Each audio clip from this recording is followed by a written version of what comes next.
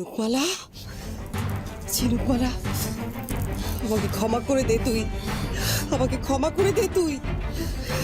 আমি কত বড় অন্যায় করেছি, কতবার, কত অন্যায়, কত অত্যাচার করেছি তোর উপর।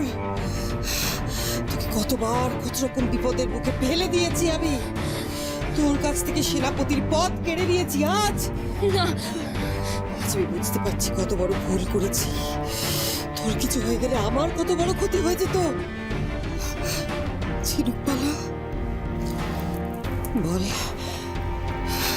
আমাকে প্রায়শ্চিত্ত করার একটা সুযোগ কি তুই দিবি না?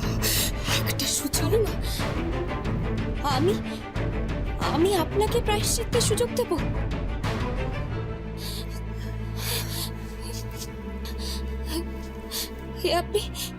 হে আপনি কি বলছেন রানীমা? একটা সুযোগ, একটা সুযোগ কি তুই আমায় দিতে পারিস না ঝিনুকমালা? আমি সেনাপতি পদের জন্য এতটাও লালায়িত নই রানীমা। আমার এই পদ চাই না। আমি রাক্ষসী বলে এতটাই অর্বাচীন?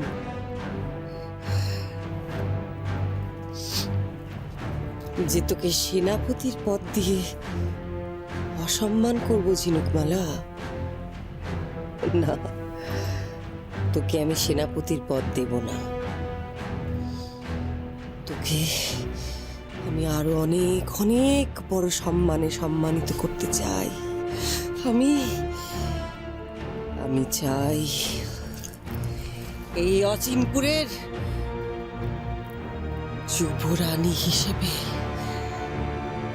তোর অভিষেক করতে।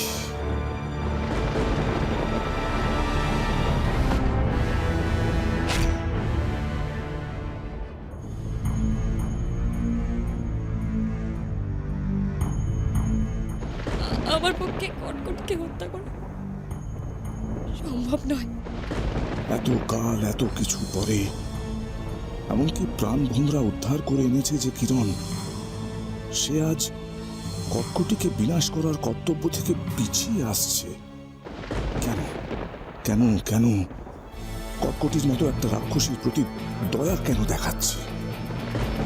ও কেন বুঝতে পারছে না যে এর পিছনে কটকটির অন্য কোনো উদ্দেশ্য থাকতে পারে? আমার কাছে আশ্রয় চেয়েছে, আমার কাছে নিজের প্রাণের ভিক্ষা চেয়েছে। শরণাগতকে রক্ষা করা যে বীরের ধর্ম। সত্যি কি এই কিরণমালা আসল কিরণমালা?